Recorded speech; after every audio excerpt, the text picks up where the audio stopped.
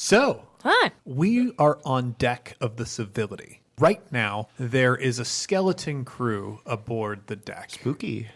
Yeah, well, not as spooky skeletons. They're not playing their ribs like xylophones. Oh. It's just normal skeletons like Pirates of the Caribbean where they're all turned undead at night. Yeah. Yeah, you're just like all pirates historically turned undead at night in the moonlight. No, it is a smaller crew that is meant to run a large ship like this at night, which actually takes fewer people than you'd imagine. The Civility itself does have a crew of over 100 people, but most of them are right now sleeping below deck. Though I doubt they will be down sleeping for long because They'll be in hell with the devil. I forgot that it's nighttime. also canon in this universe. Yep. It's nighttime, but it will be morning soon. Probably halfway through this fight, it is going to be morning. Wait, is that how time works in this universe? It goes from night to morning? Yeah. Okay. Didn't it just turn night? No, we've been at this all night. We've been at this all night. Wait, did I transform before we started? Yeah. Gotcha. You Yeah, you actually were a landed. dog that had to be carried down. Yes. Yeah. Yes, I remember. Aw.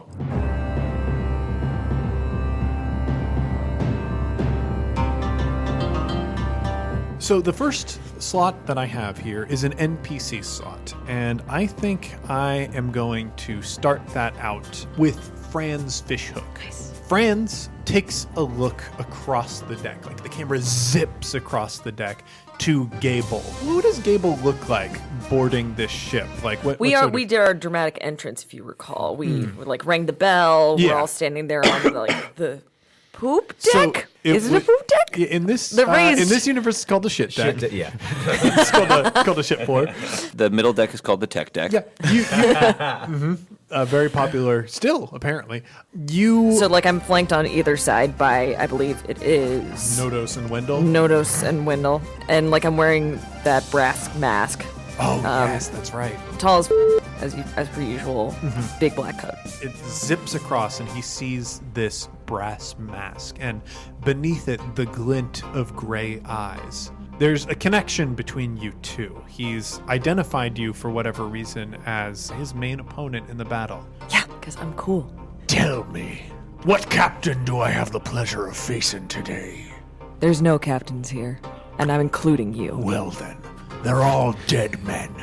He moves over to the wheel. It is a much larger and more complicated setup than yours. It does have the 100 slot, which you always hope it's going to land on, but it usually lands just one or Friends, two clicks that's a away. Price is Right. Sorry, but it didn't spin all the way around once, so you'll have to respin the wheel. You're small.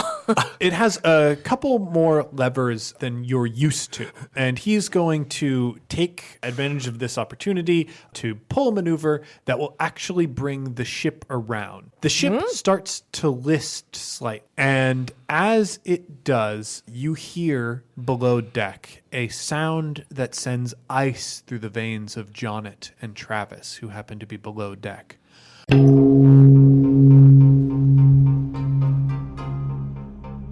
It's the ringing of the heart bell.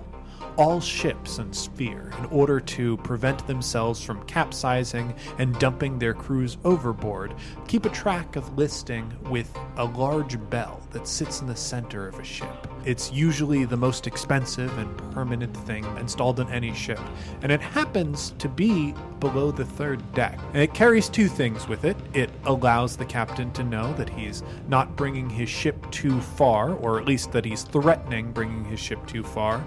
But it also wakes up the crew. So the men around you start to stir as you are below deck, and you realize that whatever you're going to do has to happen very quickly. With that, though, Fran's fishhook has spent his maneuver, and his turn is over. When he grabbed the wheel, did he, under his breath, say, big money, big money, big money? No, he didn't, and that's why he didn't get the 100 slot. Yeah. Well, the thing is, he spun a wheel. He didn't hit a button on a podium, so that's the difference. And at any point in the combat, he can trade the briefcase that he has with one of the remaining briefcases, Or correct? phone a friend. But the crew can vote him the weakest link of the boat. He could get a call from Off the the island. bankers. The call from the banker, that show. What And was he's that the show? voice. Thank you, Liz. Howie Mandel. Okay, let's move on. We have a PC slot next. Anyone can take that PC slot. It is JPC who rolled that slot. Oh, okay. Jason, yeah. I think it's probably better, Liz, cinematically, if you take that slot. Sure. Just Okay. because Gable's the one who's in. I think it's Mabel. Yeah. Maybe it's Mabel. Gable's the one who's in combat. Is that fine with you? Yes, James? absolutely. You see around you, Gable, not just Franz, who's on the other side of the deck. Basically, you're in the middle because, you're near the central mast. There are about 9 people who are immediately near you. It looks like there are a couple people who are up on the main lines, mining parts of the sails, but the people who are an immediate threat are about 9 people. In addition to that, you also see this Church of the Slain God Bishop, who's standing aboard the deck. Where is he in relation to Fishhook? I think he is a level below Fishhook. If he's on the top deck, looking out over the main deck, so that's one story up. I think the bishop is on the main deck below, sort of staring at you right in front of where the staircase would be to take you to the upper deck. I think I'm just going to start tanking through the minions on the deck. Okay, so you charge into battle and start attacking minions. Yeah. So I am going to need a roll. First, what weapon are you going to be using? You've got 2. I'm using my short sword. All right. And as I've said before, I have a duelist talent, so I'm adding a blue die to all my melee checks. So you add a blue die to all of your melee checks? Melee. All right. So it's going to be that plus, I believe your melee would be on your character sheet as well. Yeah, light melee. That is 2 of these and 1 of these. So the difficulty on this is going to be 2 purple because you're... Hot perps. Okay, so this is blank. 2 successes. You've got 2 successes. Yes. Now it's time to teach you how to do damage, Liz. Funzers! So your weapon has a damage rating. Yes, that is +3. +3. Okay, so that is going to be added to your brawn. Okay, that's also 3, so that'll be a 6. Okay, that's 6. And you got 2 successes on top of that. So overall, that's 7.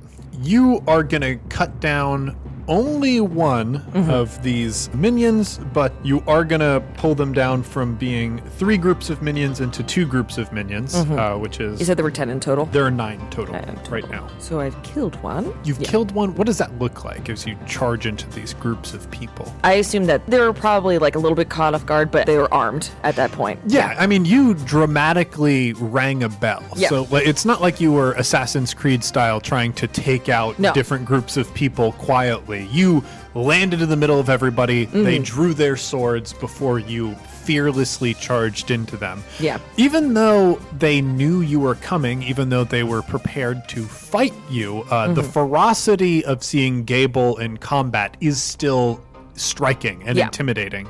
The man that you cut down was simply not prepared for fighting you. This entire combat, when it comes to minions, I'm going for very, very efficient, trying to disarm them or kill them as fast as possible. So that was just straight through him and up with the broadsword. And then I unsheath his body from my sword and just push him to the side. Yeah, he flies across the deck because your arms are just so powerful. Thank you. And the others sort of brace themselves to try and fan out and attack you. In fact, I think that's exactly what they're going to do. I have a question about Gable's killing style. Yeah. Are you brutal like a Norse person, or are you silent, quick, and deadly like a ninja? Which direction It'll be does its it go? focus on efficiency of movement. Not exactly ninja-esque, but very much. But is it is there a dance to it? Yeah, Gable is mainly used to combat where the enemy is so far beneath them in capabilities, statures. It's most akin to Crouching Tiger, Hidden Dragon kind of stuff. Oh yeah, so there's a That sort of grace fight. to it. Yeah. Yeah. But also power, and there's some art to it, but because Gable was never part of actual battle, it's ceremonial more than anything. They actually managed to attack you. You've struck one down. Yeah. The remaining 8 surround you, and they have their cutlasses drawn. They narrow in. You've got 7 damage coming at you. When you cut down the one and kicked its body aside, the others seized advantage of that opportunity and sort of immediately jumped in. I can't defend? That is you defending. So now your soak. What is your soak? 3. Oh, also, actually, that is a good point. You can, because you didn't use a maneuver that round, like you didn't move at all, you could have taken a defensive action to like ready yourself to receive melee opponents. Yeah. Doing that, we'll give them an extra black die. That also rolled up blank, so it's going to be the same amount of damage. So The soak is 3. The soak is 3, so that will be subtracted. You're going to take 4 damage. What about defense? Does defense go into that, or is that just how many dice? Do you have a defense rating? Yeah, 2. 2? Ooh. All right, so that canceled out an advantage, so they're not going to be able to inflict anything else, but it is still the same 7 damage. So I've got 4. So yeah, you are surrounded by 8 men, and we see more of that grace that you described earlier. You whirl around, countering many blades. You move faster than they possibly could, and in the times when you couldn't possibly move fast enough to hit those blades, you moved in just the right ways to make their blows less lethal. If we could see Gable's face, there would be an almost detachment of what's happening right now. Even the pain they're inflicting as their blades manage to cut beneath parts of your coat and actually touch your flesh doesn't faze you. There's still, like, occasionally throughout the chaos of this combat, that line to fishhook, that connection between you two stays stable. Now we cut to another NPC slot. By the way, the line to fishhook is also called the fishing line. Oh, fun. Nice. Gable. With that, I am going to have one of these men drop from the mainsails. A large specimen who stands a head taller than Wendell Barge, yet still shorter than Gable. This man has incredibly broad shoulders and a huge braided beard that's been ornamented by beads and, Is he clay hunky? baubles. How hunky? He's hunky. Good. But like an evil hunky. Okay, well. Scale of 1 to 10. I don't know what he's hunky means. I have to put it on a scale of 1 to 10. 10 being the hunkiest. 10 being the hunkiest, 1 being the chunkiest, funkiest monkey that you can ever. So I think also he is covered in body hair. Like 6. he's 6? Someone else's body hair. You said he's hunky, but he's covered in body hair, so 6. Yeah, not for me. I like it clean. I think his body hair is in fact so long that he's braided and ornamented some of that as well. Yeah, okay. 4. Going down. He's a ship 4 and a land 2. But he lands firmly in front of Nodos and Wendell, and he smiles. His mouth is full of metallic glints, as it's clear that he's had to have many teeth removed throughout the years, or they've been forcibly removed through combat. He draws a cutlass and he levels it at Wendell. Wendell has a look of grim seriousness on his face as he draws his cutlass, and the two run to meet each other. Anyone want to take guesses as to what this person's name is based on that description? Well, his last name is Barge. No. No, that's true. It's Wendell's Wendell's brother. Yeah, Oh, that's right. Chunk. That is Chunk Barge. Barge. Chunk Barge. Party. His name was Party Barge. Land barge. Large Barge. He is taller than Wendell, so large Yeah, barge large would barge. make sense. Large barge. This stranger brings his cutlass down to bear against Wendell's, and you can tell that even though Wendell is an incredibly strong man, this one is much stronger. He's knocked back into the mast. He barely manages to defend himself. He is not cut down, but he is clearly at disadvantage in this fight. There's a brief moment where Nodos looks over to Wendell to ask if he should join this fight, and Wendell shakes his head no. This is something he must do alone. That's not true. You're about to get yourself killed. Wendell, Pride. no. Getting killed is something I have to do alone. Yeah, I mean, a lot of people die alone. But you can tell Wendell was injured by that. Nothing cut his skin, but he did hit his head pretty hard when he was knocked back into the mast of the ship. You're going to have to do something to rid him of his toxic masculinity. I am going to. Wendell's actions are not my responsibility. Yeah, I mean, that's also something that you can believe. It's not true, but you know, you believe whatever you want. You believe that? I mean, you are in charge of the ship, so. I'm not. Okay. That is the NPC slot. We are now down to another PC slot. Who's it going to be? I mean, yeah, one of us. Our downstairs friends. But real quick, what deck are we on again? The Lido deck. What? I think you're on the third. Third deck, and the So it's shit deck, tech deck, Lido deck. Lido deck, bell deck. And large barge. No, you would be on the Bell deck, which I think I actually like as deck terminology. Because Wait, you bell are, deck is the third deck? Yeah, you're in the. I mean, you think so. try to keep it the heart bell as close as you can to the exact center of the ship, so you can get the most.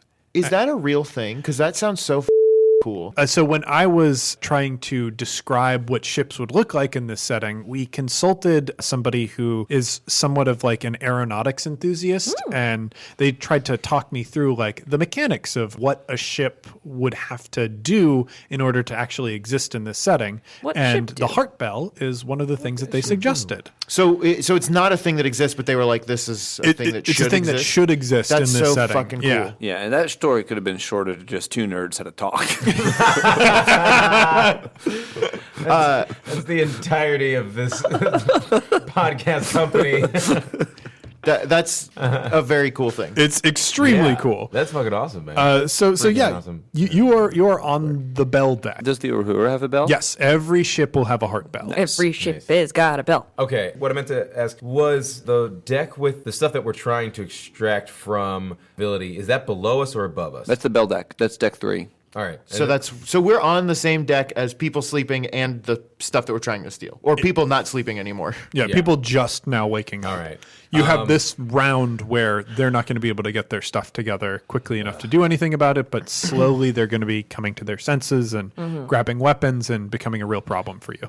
I don't mean to be this guy, but I think you're on the second deck. I think you're on the tech deck. I think so. Because you were spiking, you only spiked half the cannons on the tech Oh, deck. but then maybe the cargo is on the tech deck. No, and- cargo. It goes the fourth floor. You've spiked all the cannons. The third floor is where you found the cargo and the cannons are also spiked. The second floor is the crew and partially spiked cannons. Oh, okay, so we're on the second floor. Yeah, You're on the I second think floor. you Tech deck. saw the cargo before you started spiking cannons. Yeah. Okay, Yes. so yeah, we're on the tech deck then. Okay. Yeah. Just had all this time and I still couldn't think of like a good way to get out of this. Well, character's now's just- your chance. Fight or flight, my friend. I say we flight. I say we flight. I am always a fan of flight. Okay, so Jonnit turns to Travis like, up or down? Up or down? Do we go up or down? Up. All right. And No, so down. Go down. Why down? You need to open up the cargo hold. Isn't your guys' responsibility to get the cargo out of the ship? Yeah. okay, so Jonnit looks to Travis and he's like, "We gotta get out of here now!" And then he runs to the stairs that go below. And how is this floor being lit? I think there are a couple oil lanterns. Grabs an oil that are up. lantern and he goes to the top of the staircase and then waits for. Oh wait, I have to wait. Okay, I'm gonna go to the top of the stairs. You don't have to wait for him. Like he'll act on his own initiative. And- Also, I got double the legs, so I'm kind of fast. yeah. Well, then I'm just going to ready an action to, if and when you head down the stairs, I'm going to throw the oil lamp at the top of the staircase and then head down with you. Oh, I love that. You know what? Let's just count on Travis's agility as a coyote, and let's just say you throw that lantern down immediately. Yeah, so Travis goes down the steps. Jonnit starts to go down the steps. He gets about halfway down there. He looks back up, and then he chucks it at the top of the stairs to create a small barrier for a little bit more time. There it is. Yeah, it lights up perfectly in that like movie style perfect circle of fire that's not really threatening too much else right now. The men who are waking up right now are too slow to move at this point, so they're not going to have a real chance at grabbing you. But we do get to see like one of them look over at this silhouetted figure. They can't really tell that Jonnit is just a 15-year-old. They just see like a silhouette move down beneath the smoke as you. My silhouette looks hella confident. Yeah. So that tall. I think setting up that barrier of flames is going to count as an action, but you've still got this maneuver movement. So we come down to the third deck. I think there's one person that you dispatched down here earlier. I don't think there's really anyone else. So it's Solar you Cortex guy. figuring out what to do with this cargo. So I guess I want to take a look around and just like see if there's any way, like a door or a hatch that we can bust open to then just like push or move that cargo out. Absolutely. Like we established last time, there is a large side opening hatch for this, but there are cannons in front of it. Yeah, those cannons got to move somehow. The problem is cannons are extremely heavy. So it's going to be a struggle. Question. So we're tilting. Yeah, you are listing. You are listing. That is true. So I mean, like, in what direction are we listing, and like, are the cannons? I have putting the these. restraints I to good have use for these fate points right here. Yeah, now I'm going to use it. All right. So we move one fate point over to say we're listing in a good direction. I think the ship is now listing so that the cannons that are in your way are being pulled by gravity. They're roped down so that they don't move about the ship too much. But if you manage to open that hatch and cut those ropes, you can send the cannons tumbling down below into the sea. I want to do that. All right. So for that, we will have to wait until for sure. the next turn. We come to another NPC slot. And with that, I believe the bishop is going to go. No. Yes. No. He can't. It's not allowed. The bishop looks out at the combat and like, you can't really see anything, but we as the audience see, like real zoomed up close up on their face. Like there's the glint of their eyes behind this decorative mask as they look at you. And I think I'm going to actually make a perception check. Ooh. Spicy. Liz, do you have a deception skill? No. It is a 0. He looks at you and the way you move, the way you're handling yourself in this combat fearlessly, even though you're surrounded by many men, and his eyes dilate in what might be fear. He brings his hands up and he starts a chant in a language that you know well. English. This is a chant. I am chanting. This is my chant. English. This is my English chant. Superman knows good. The chant goes, who rocks the party that rocks the party? People around, you've got to come get it. Everyone together, sing it loud. Come get it. But yes, the link. You were saying you're having your dramatic moment. Yes, yeah. I was having fun, and you guys. Do you mind if I do his voice, James? Yeah, please do. I surrender.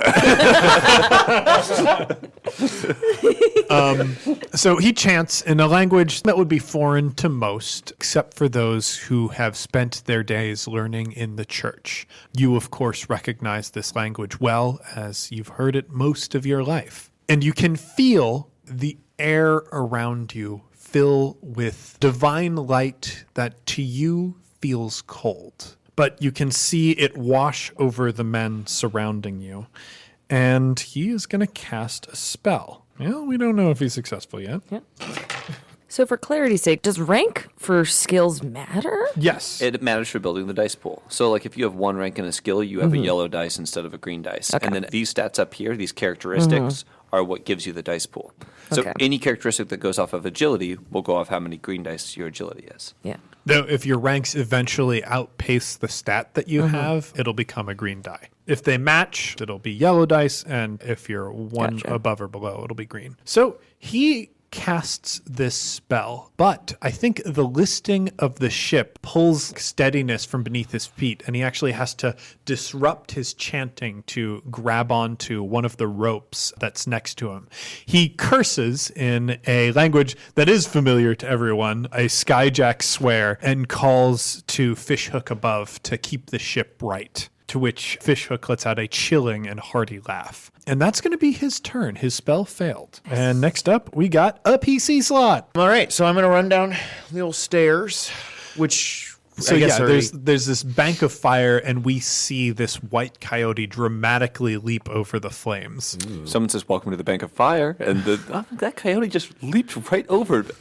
I walked down to the burning bank of fire. I made a deposit. So My balance grew higher And it grew with interest. the bank of fire. Cannon in the world. Sorry, Arnie. So I'll go down and meet Jonnit, and No, your name is Johnny.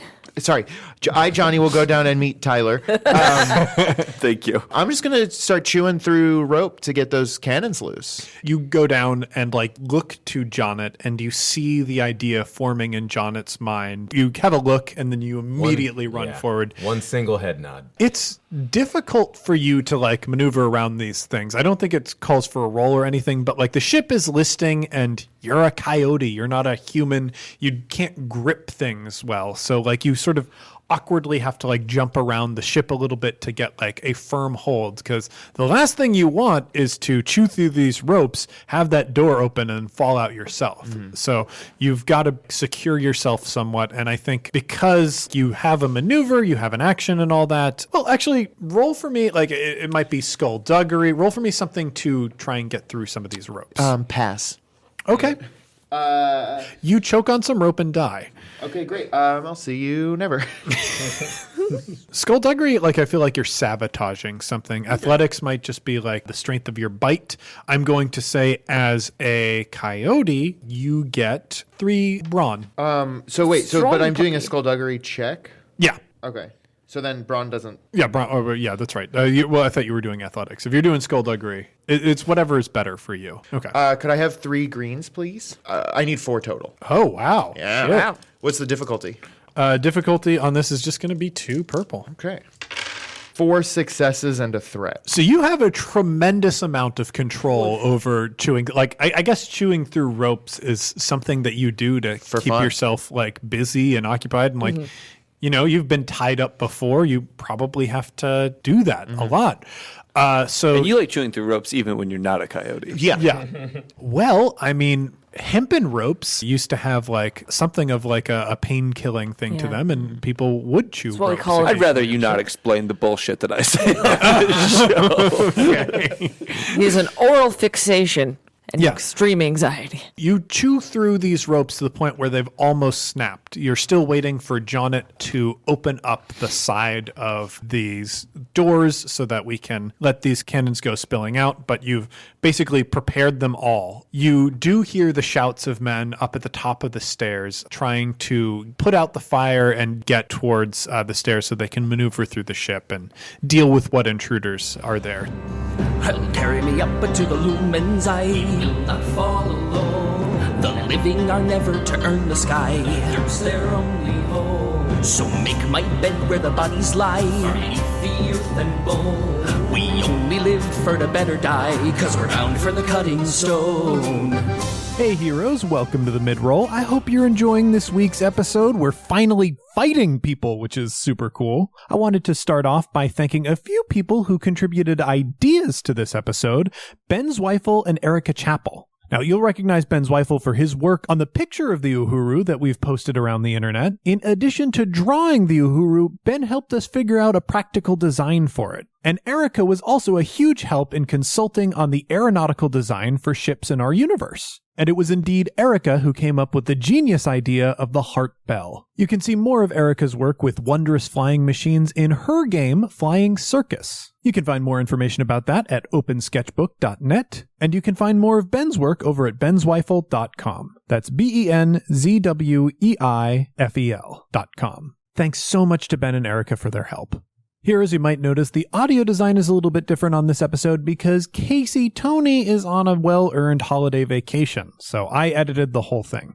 Happy holidays, Casey. Be sure to get some rest. Heroes, we're in the last few days of our holiday drive, but we are so close to some huge milestones. If we manage to hit $8,250 a month, we'll be releasing our special Bin Bon and Jubna sequel series direct to everyone on the campaign feed. One of the things that I love about the one-shot audience is that y'all want to share things. Your enthusiasm and your support helped create our Bin Bon and Jubna series, and there are folks who have the same enthusiasm for sharing that with people who can't contribute to our Patreon. Once we hit that 8250 milestone, we'll only be $250 a month away from releasing campaign on a weekly schedule again.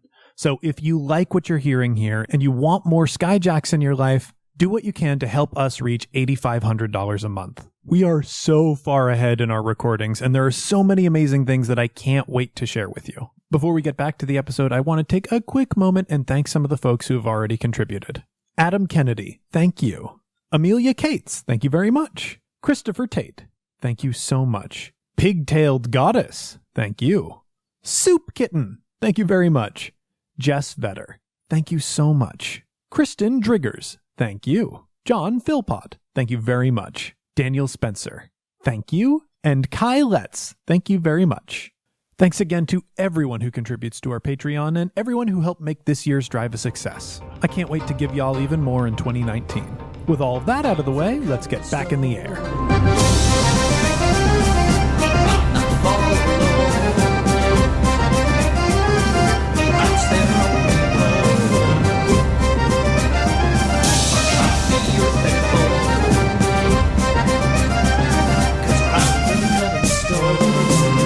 I think, finally, we're at a JPC song. Yeah, this is my favorite slot of the game. So the captain and I were heading down the stairs. Was there anyone obstructing our way or anything like that? Or we were at the top of the stairs headed down? There was not at the time. I think... Wait, you brought Ormar? Oh, yeah. I'm not going to do anything. Okay. I wouldn't go on the ship without someone to protect me. Yeah, this is his whole thing. Is Are we gonna get a zombie fight? yeah. Oh, yeah. Oh!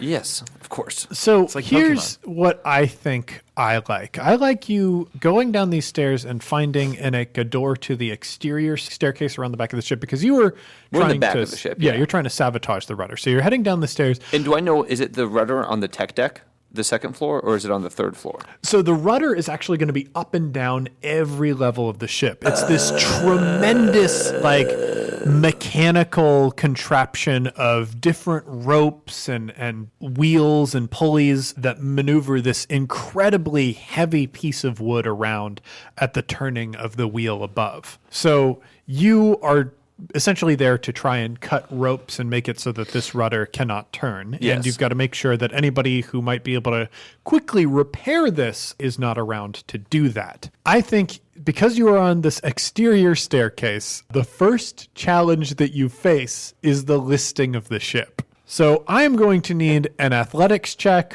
or something so that you don't end up spilling over the side of the ship and just falling to your death. Okay, so I don't think that I would ever in a million years depend on athletics or coordination or anything like that when something like this is happening.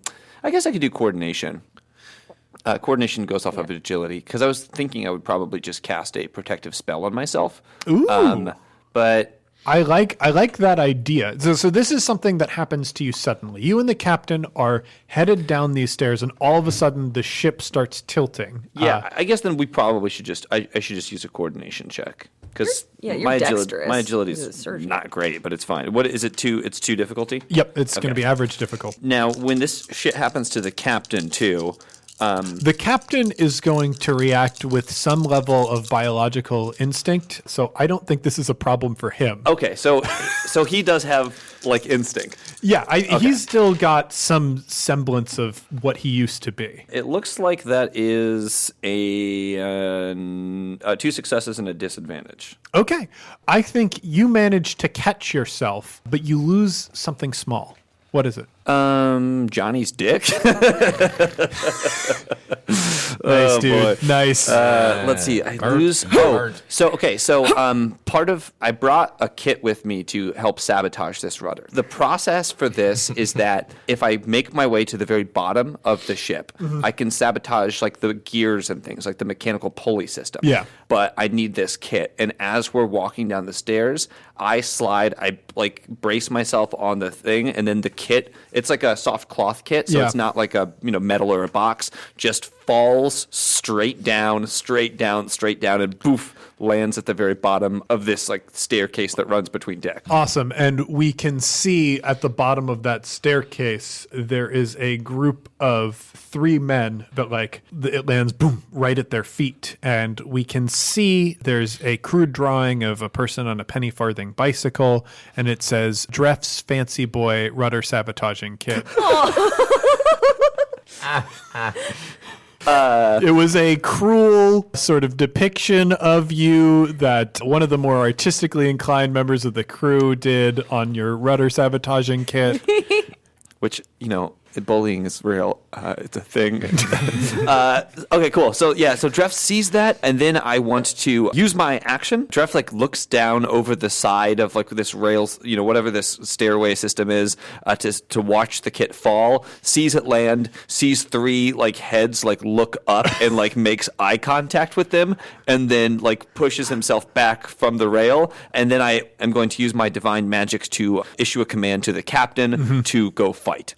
Excellent. Roll a little bit of magic here. Is the captain considered a separate PC or? So I will need to make some sort of stat card or something for the captain. For the time being, I think he's what a we're weapon. doing. The difficulty, yeah. For simple commands, the difficulty is always the same because the captain knows simple command words that are to do his thing. But if I were to give him more complicated orders, to attack this person or something like that, I think that the difficulty is So the to go order up. that you're giving him is attack these 3 people? It's just attack. Attack. It's not specific at all. Okay, so he does kill you. Yeah. I'm the only one he loves. It's a success with 2 advantages. Okay, great. And the captain is going to be using a short sword, so that'll be 3. The captain is going to be using your stat for this, so your casting stat is also 3, so that's going to be 6 damage, and you got 2 successes? Yeah, but I think that because they're 4 floors down, right? I think I'm just ordering him down. I don't think he's necessarily. Jump on top of them. Just follow. So, yeah. I was thinking I would have him jump, but I think he would shatter bones He and would, stuff, yeah. and I don't know that that's a great. I'd have to infuse him with magic. So the captain does... Or is that fun? Is that fun if I just launch the captain down on them down 4 flights? I mean, it's you got to think of what Dref would do in this situation. Well, remember, this is the captain's first day out, so I don't know that I have a ton of control It's over. baby's day out. It's He's baby's day walking out. He's walking onto beams. by I don't know himself. that I have a ton of control over him yet because we've only practiced these things in theory. So I think it actually might be funny if I say attack and he jumps over the thing to go land on these 3. No. I think that is what happens. The person that Oromar is the instinctual heart of whatever the interpretation of these actions are. So I think he does jump over this rail. We see his coat flutter in the wind as he lands, boom, right in front of these 3 people. His legs do, as you say, snap. I can fix that. But the leftover necromantic magic, because I just like this so much, he slowly starts to rise, and the men can see that his legs have indeed broken. They had their swords drawn, and they all 3 kind of looked at each other as what the hell is going on? And then he rises up, and as he does, his legs heal themselves. Gross. Right in front of them. Absolutely gross. He draws his cutlass, and he winks. Yep.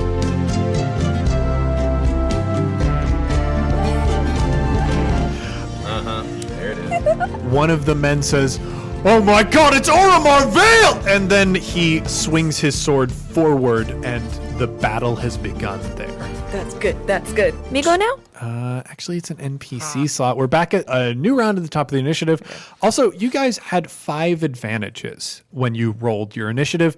Advantages in this game, just a reminder for the people who have never played this game that much, or And for me. for those who have played the game for years and never bothered learning anything about it, you can spend those advantages on fortunate things to be in the combat environment that might help you out. So if there is something it would be helpful if there was a rope that I could swing on here or something like that, you've got 5 things that you can just add into this 5 fight. ropes.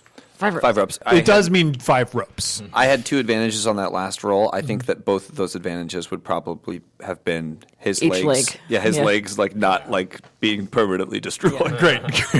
Yeah. And I'd also like to add 5 ropes. I had a threat on my last roll, for what it's worth. Yeah.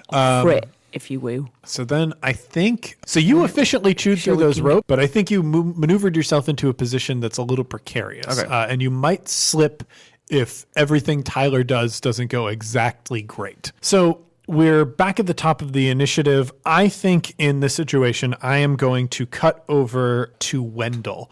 Wendell is right now up against a mast because he's just been knocked back there by his physically much more powerful brother. And the two are going to attack each other.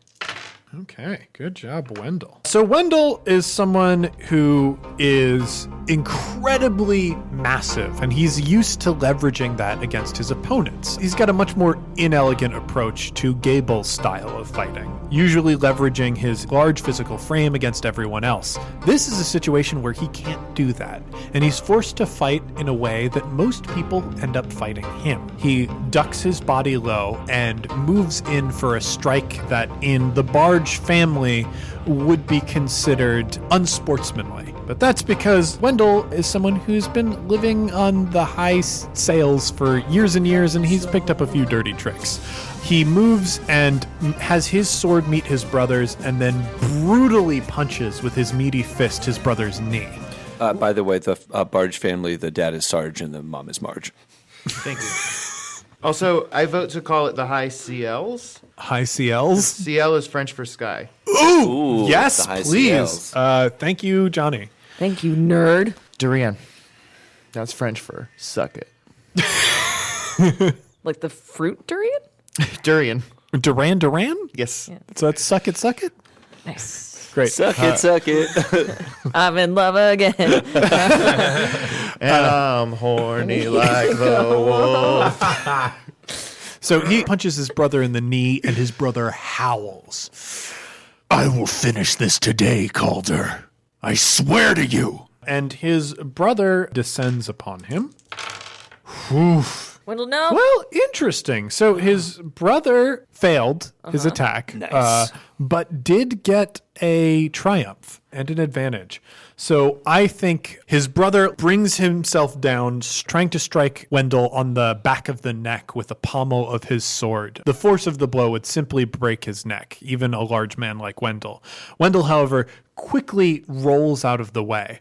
Unfortunately, because the ship is listing, he loses control of his roll Rolls off and the side of the ship.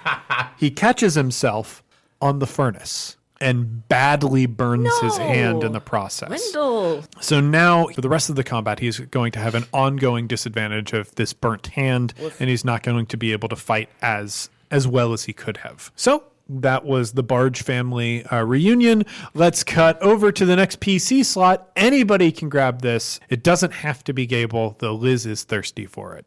Well, before we do this, can we spend an advantage to have Nodos do anything? Oh, yeah. Nodos can act if you would like Nodos to do something cool. Like help in the slightest. Yeah, please. What do you want Nodos to do? He dabs. He dabs on his haters. Because what we're trying to do is, in my mind, we're trying to extend this battle as much as we can and get people topside as fast as we can. We're not Right. necessarily trying to win this fight because we're gonna You're going to take hopefully off get as quickly as out you of can. here. Yeah. But Nodos, I would love if he could so we still have 8 dudes. There's to, still 8 dudes that are up. I would love if he could aim his spear through a dude and it goes through him, and then we have a zip line up to upper decks, if that's possible. So you want him to throw a spear, have this so hard through a man. through a man, and then that also sort of lands in the upper deck area? Yeah. Aren't you already on the upper deck? Or maybe do you want him to target somebody above you? Yes. Okay. I like this for Nodos because he is an NPC in the fight. You can either shift over one of your fate points to have every action that you want him to do automatically succeed, or you can take a risk by pulling a luminary. Luminary. Give me the river. The river. It's my favorite Bruce Springsteen. Bruce Springsteen. Canon in this world, Bruce Springsteen. Bruce Stringbeans. String cheese. My name's Bruce Springbean, and I want y'all to eat your vegetables. This is my pea street band. Like pea is like you eat. The river is unmistakably dangerous. However, the river is ultimately a barrier, something that separates one bank from another. At great risk, it can be crossed, and an equally great reward can be claimed. Some say that makes the river wicked, as it calls out promising fortune and grace only to drag souls down. However, heroes are baptized in the strife of the current. So I can see this going either way. It dramatically raises the stakes of an associated action with it. Oh, I think I know what that is then. So instead of just anybody on the upper deck, the stakes are that he aimed it at Franz Fishhook. Great. Yeah, he's going after Fishhook himself. This fucking idiot. Every pirate on our ship is full of so much bravado I and know. I mean, it's like that's what you get. Yeah. that's who these people are. We need some more sensible pirates. Don't target him. Oh, We're like, okay. we're going on the ship to cause a distraction, to wreak havoc. We're doing this plan. We'll all kill the captain. It's like, no, hold on. Everyone on the captain. I am going to have him make a daunting check. If he gets it, this is going to really, really Ruin your plans? injure Franz Fishhook. I think if he gets it, we win the game. All right, After he 4 does episodes. fail. Well, So he throws this spear through the air. Nodos is someone who never sleeps. He's got those heavy circles under his eyes. His skin is so pale. He looks so unhealthy. But he's also got this incredibly long, gangly body to him. And when he throws a spear, it looks sort of like any sort of animation they did with Jack Skeleton. It's just like unnatural. Skellington, yes. It's unnatural. The spear whizzes through the air and it looks like it is going to stay true to its target. And Fishhook looks at the spear as it's coming towards him with a movement of his fishhook. This is the advantage that it got you. He's going to have to spend some strain. The air suddenly fills with the scent of rotting seaweed as a violent and powerful wind picks up and blows the spear just off course, clattering uselessly and harmlessly on the side of the deck. And you can see a smile form on Fishhook's face, and you can see his teeth for the first time. And they're a horrible sight to behold. thank you. Covered in black spots. We go on to the same PC slot that we were trying to do before. I'll throw it downstairs. Okay. Downstairs, I think that's Jonnit. That is Jonnit. So, Jonnit, you've got to open up this door. Yeah. Jonnit takes in that Travis is like loosening up the cannons. Do these doors open out or in? So they roll to the side. They roll to the side. All right. So yeah, Jonnit is just going to like post up on one of them, grab the handlebar, and he's just going to like push it open. Because of the time constraints, he's just like, cut them now. Like, cut them now. Don't even wait for it to be all the way open. Just go for it. So an unfortunate thing that you're dealing with, the weight for these, they've got these nice greased wheels that are supposed to help the doors roll to the side, but the weight is in the wrong place. So they're actually going to be dramatically harder to open right now because the ship is listing than they normally would be, which means you're going to have to roll to open it up. I think it is going to be an average difficulty check of either athletics, or, if you can justify it to me, another skill. I could see something like skullduggery if you're being clever about it, but you'd have to describe something other than just trying to apply brute force to move that door. What would like a coordination roll look like? Ooh, coordination. Like, because in my head, it's like this could be maybe a series of like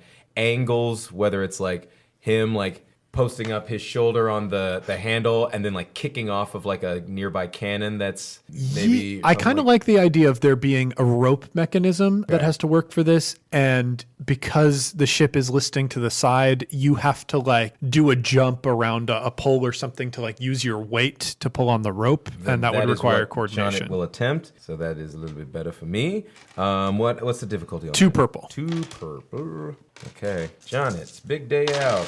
The bursts are successes? Yes. That's 5 successes and 1 disadvantage. Our boy cleans up. All right. Oh, yeah. Those doors are open. So we see Jonnit, like, try to push on the door at first. And, like, it's not moving at all. Then, sort of quickly, I feel like there's a flicker of that third eye for a second, because this is a wildly impressive success. And, like, we can see in Jonnit's vision the sort of gold glow of the divine intelligence that resides in him, lighting up the rope mechanisms around him and just, like, outlining how that mechanism works. And Jonnit very quickly puts together what he has to do. And in that moment, like, the same thing where it's like, just cut him, like, cut the cannons loose. And so he just, like, runs. I'm going to say, like, there's, like, a coil of rope that's just, like, you know, ship rope that's everywhere. He grabs it, quickly ties a thing on the handle. He goes up, maybe over, like, a brace for, like, another lamp or something like that, and just, like, puts his whole weight behind it and just, like, yanks it down. Yeah. Okay. Travis, you are uncertain. You're kind of in this precarious position, but like you've set up all these ropes and the doors are still closed, and you saw him struggle with it earlier. But I think you ultimately decide to trust Jonnit. And we can see in sort of like this bullet time of Travis snaps his jaws around that last bit of rope. It snaps, and then quickly the weight from the other cannons getting put on those frayed edges makes them snap as well. They roll forward just as the door swings open, letting all of the cannons tumble down the long way to the dark sea beneath. I feel like the incline is such that Jonnit ends up kind of like with his shoulder to the wall and just like peering off at the cannons as they sort of fall down into the darkness, and what was like an intense adrenaline moment becomes a moment of like, whoa. Yeah. Sort of a wonder at like having to fall like a mile. The world is so big and awesome. Which brings us to an NPC slot, and I think we're going to return to the minions above deck who are currently battling Gable. James, where's the sun? Where's the sun? Is it risen yet? How risen? It is about to. Like, we can see the sunrise, like, starting on the horizon where you can see light, but not yet the glow of the sun. Okay. The minions. The minions. Minions. Manions. Minions. Manions. These are my minions. So the minions once again move in to attack Gable, and they inflict 5 damage. What I think happens this time is some men leap upon you. I'll hold him down! And they wrap their arms around you to like try and slow and restrict your movements. And we can see you parry, just holding a man dangling off of one of your arms. However, this is 8 men trying to do that. And after a while, you are slowed enough for one of them to get you. Okay. So this is going to be 5 damage. 5 damage. Reduced by your soak. That's 2. So, Or no, actually, then soak and defense. no, not so. So defense makes If I had me taken roll a defensive black stance. die. Yeah, okay. So that'll be 2 damage. 2 damage gets through. Let that slide now, can I? No, I don't think you Not can. at all, not at all. I mean, I would advise against letting it slide. Yes. You are in a combat. Unless anyone objects, I would like to take this next PC slot. Do it. I object. Thank you. So there's actually one more NPC slot that needs to There's 2 take in a row? place. Yeah, there's 2 in a row. This is a dangerous, dangerous fight. I object. Overruled. Thank you, counselor. Sustained. I hold you in contempt. The You're disbarred. priest, like, he's holding on to this door to try and keep things together. But we've already seen that, like, he's looked at you, Gable, with some element of fear already. He maneuvers over to the side of the ship, holding onto a rope, and, like, kind of hobbles his way across the ship very quickly. He pulls back part of a tarp, and he calls down into the cargo hold. Find it! Make sure it's safe! It's a fun snake man. Don't let them touch it! And you can hear, Bosk is back, baby. And you can hear some people calling up from the hold something about a fire. I don't care what it takes, just find it! And he has set something in motion. So that is the other NPC slot. We are now down to the next PC slot. So I have 8 boys. 8 boys. 8 boys all over me. What Just am I gonna, covered in boys. what am I going to do with all these boys? Well, I think you should keep killing boys. Okay, I'm going to kill some boys. Where are we on the deck? Just middle deck? Yeah, you are near the central mast, holding up the sail. So if I wanted to go after more than one person, would that just be like increases in difficulty on the check? Yeah, I think I would allow you to upgrade the difficulty of the check to like, I guess it would just take out more boys. Like each, Yeah. because these Or have, like the more successes I get, the more boys I take? I so would love that. generally the more successes you get, the more boys you take Yeah, out. I'd like to do That's how that good. works. But I think what we can experiment with, because we're making changes to the system as we go, if you want to specifically target multiple boys with a single attack, these boys have 4 hit points, essentially. Could I Each like boy- do something points. like yield my movement in order to like add power to my action or something like this that? will prevent you from taking a defensive stance. fine with that. Okay, so you will upgrade the difficulty of this check by 1. So you're going to be rolling against a purple and a red. But you will take out a boy guaranteed, and then every other bit of damage on top of that will count towards taking out a boy. Okay. Then I'm going to Skewer some boys. So using the small sword again with a light melee. Nodos is off in his own world. Wendell is doing his own thing. So Gable is essentially being the one man army. What's happening is that as they're fighting, Gable is starting to feel like this strange sensation, this weird berserker sort of rage. Yeah. Something they haven't felt in quite some time. Like that power of war and that power of desire to just that lust for blood for no particular reason other than to see blood being spilled. We can hear it in the back of your mind, like the very early callings of a choir, rising voices coming together. Yeah.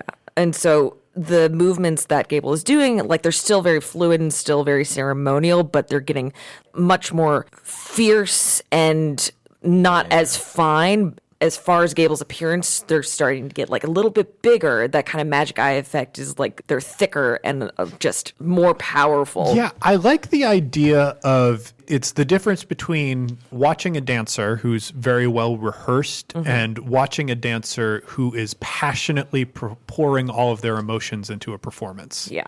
And so Gable is going to, they're surrounded, so they are going to attempt to do like a full like slash across 3 guys and then kind of pull up into the chest of another. So like down and then up. Just FYI, you should always roll before you describe because it'll be easier to like be like I did it or I didn't actually do it. I actually didn't do that.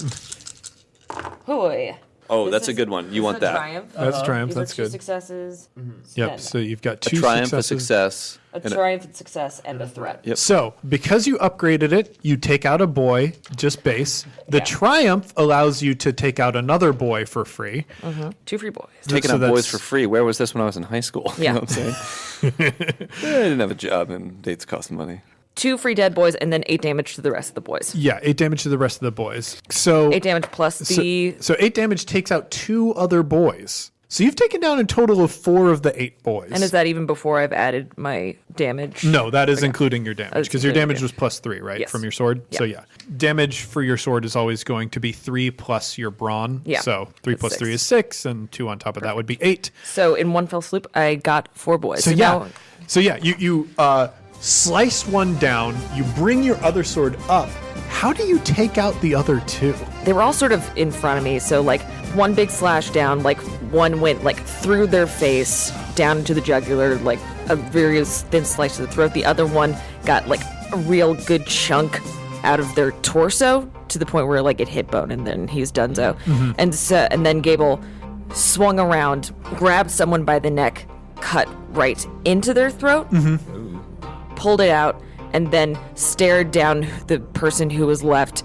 For a moment there, just sat there wondering what this guy is going to do. And when the man didn't do anything, was just sort of frozen. He didn't even try to do like an attack. He was just in shock at like the power of seeing all these people die. Gable, just even without thinking, just went straight through his heart.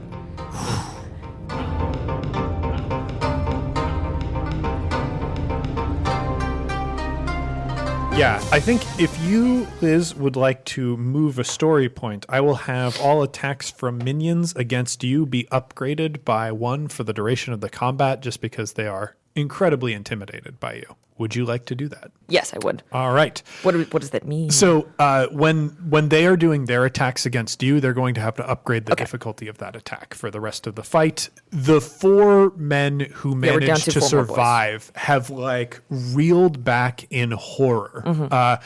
They've tried jumping on top of you to slow you down. They've tried fighting you more directly, but you have just cut through them as if they weren't there. Mm-hmm. You don't seem to care about the hits that they do manage to inflict. Mm-hmm. They are terrified. Mm-hmm. They haven't tried apologizing. No. Lesson for you men. Maybe a lesson for the men. When a big non-binary berserker descends upon you from the heavens, maybe try apologizing. Mm-hmm. Maybe you ask for directions, Larry.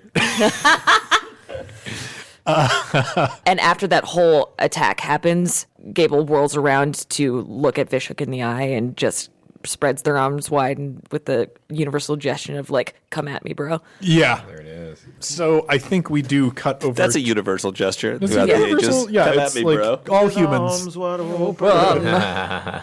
Come at me, bro.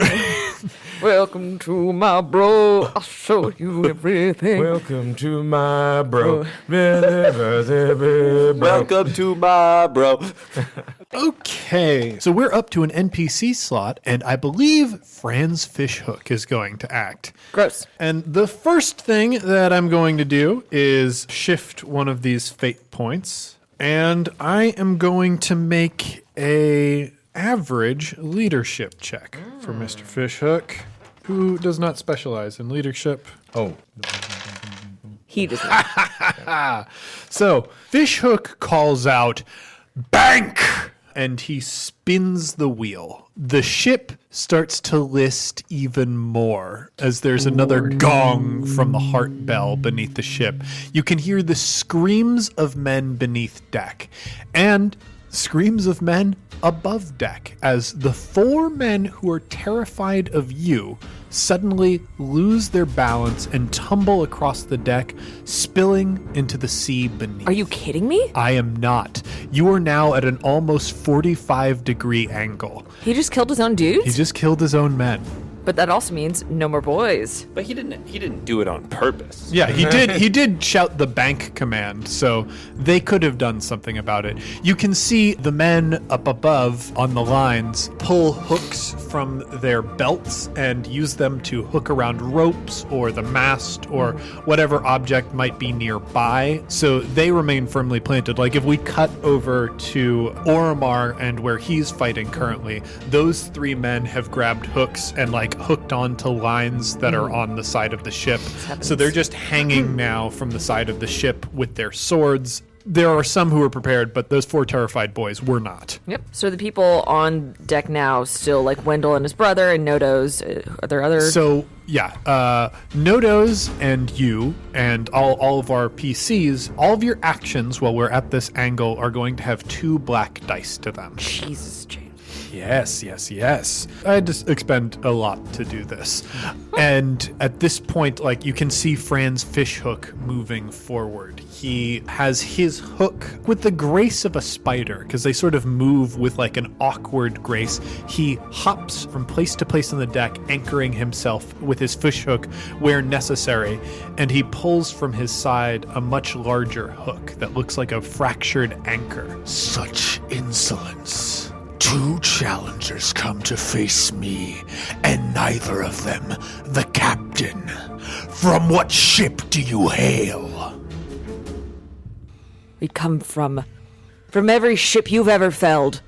What nonsense is this? Hail you from the Bandit Queen's forces? Speaking such poetry when I ask a simple question. Mayhaps. And I think at this moment, Nodo's turns. So be it. You'll be sunk no matter who ye be. and he ambles forward, and I think he is going to strike Nodos. Nodos like whirls his spear around in like a complicated martial arts maneuver, preparing to meet the sort of slow but unstoppable movement of this anchor shaped like a fishhook. And I'm gonna roll. All right, we got 2 successes for Fran's fishhook. That is going to be 8 damage coming at our friend Nodos. Nodos, I am going to move down into... I gotta invent some sort of system here. For killing people? Yeah, for like friendly NPCs and A what it people takes to killing kill system. them.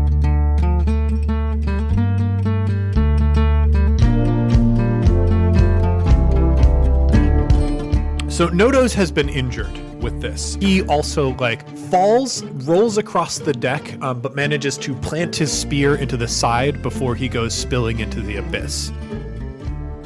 So the only question that leaves is what might happen to you.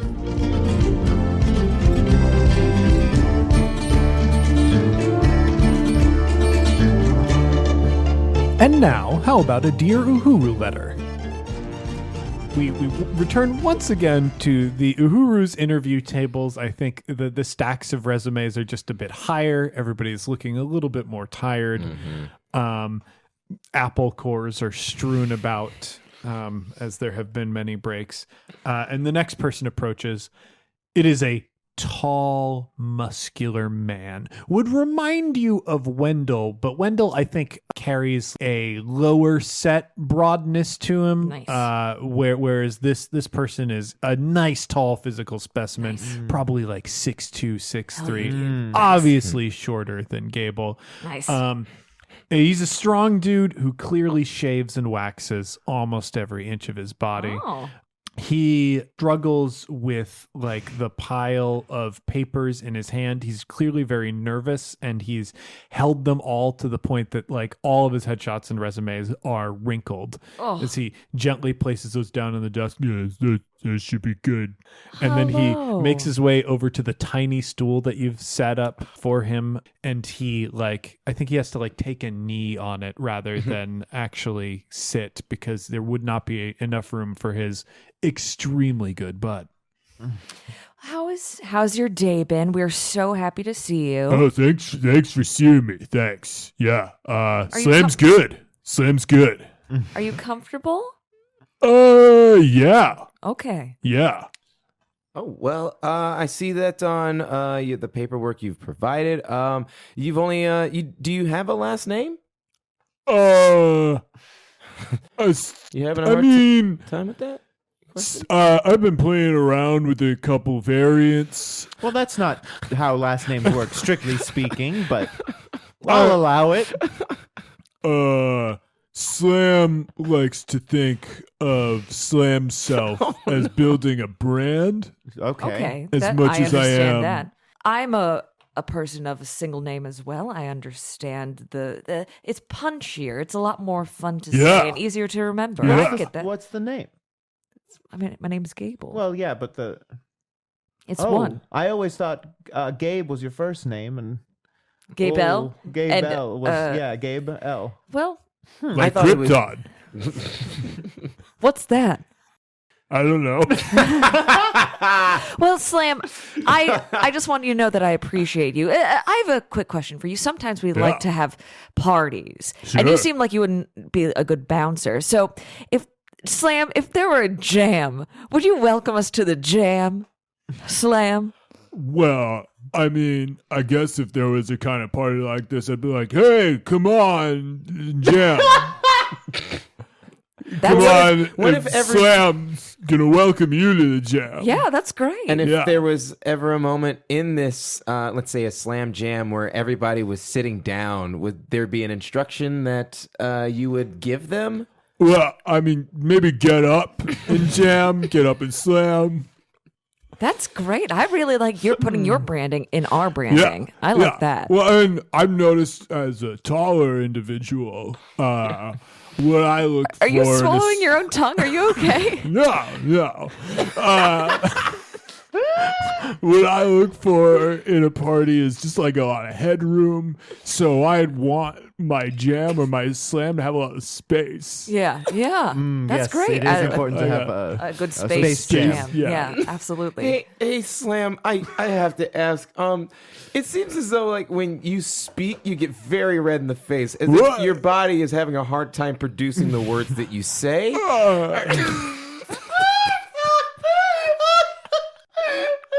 And I just want to ask, are you in pain right now? No. You notice I take care of my body. Yeah, very well. I'm really into physical fitness. Just to help There's us. a certain level of physical fitness where you get so fit that it reduces your flexibility, and that sort of reflects over 100% of the body. Okay. Just to help us help you, here's a chart of 5 faces. You'll see one is smiling very big on one end, and one is frowning very big on the other. If you could point to about where you're feeling, just so we know where you're at. Slam raises an arm to try and point to a place in the chart, but like it's clear that he doesn't have full range of motion to raise the arm all that way because of his huge big muscles. So he has to move his body a little bit. I think he also sort of touches the thing, but like too hard and goes right through it. Oh, sorry. And like as he's turning, he just sort of rips it. Oh, Slam. You're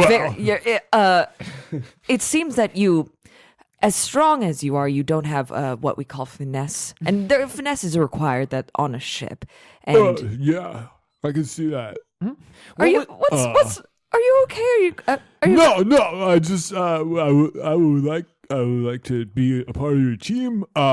So most of what I've done in the past, professionally speaking, has been sous chefing.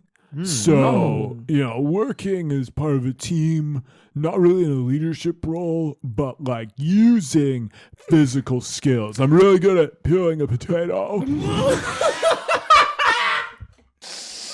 was that? What was that?